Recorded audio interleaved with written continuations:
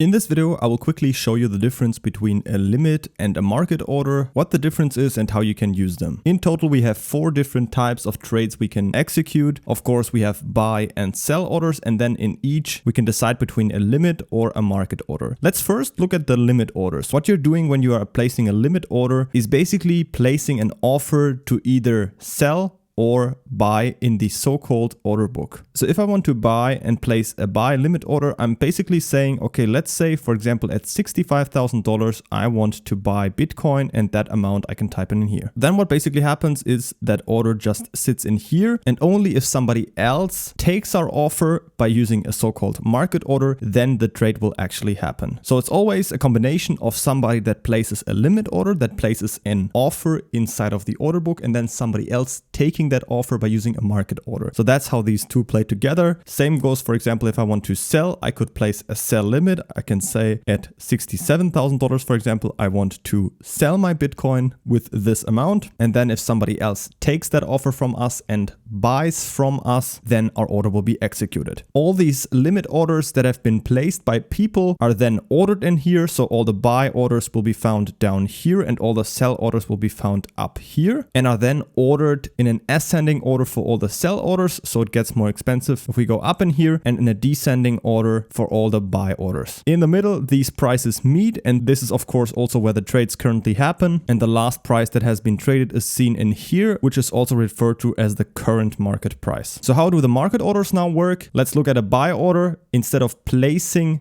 a limit at any price in here where I'm willing to buy, I could of course also just say, you know what, I'm just going to buy immediately from the cheapest price that is currently available in the order book. So the order down here at $66,000, and I can just buy the Bitcoin of those people that have placed their sell limit orders inside of the order book up here. Same goes for a sell market order. Instead of placing a sell order where I say I want to sell at that certain price, I could just go ahead and I can see people are down here are offering to buy at these prices. I could just sell my Bitcoin immediately to these people down here in the order book. So that's pretty much the difference between these two orders. Let's also look at the pros and cons of each. So first of all, a limit order has the benefit that it's much cheaper. The fees on the exchange to execute a limit order are typically much lower because of course it's important for the exchange that many people are placing their limit orders inside of the order book so that there's a good trading liquidity to ensure not any random spikes up or down if bigger market orders are executed. So that's why the fees are cheaper for limit orders.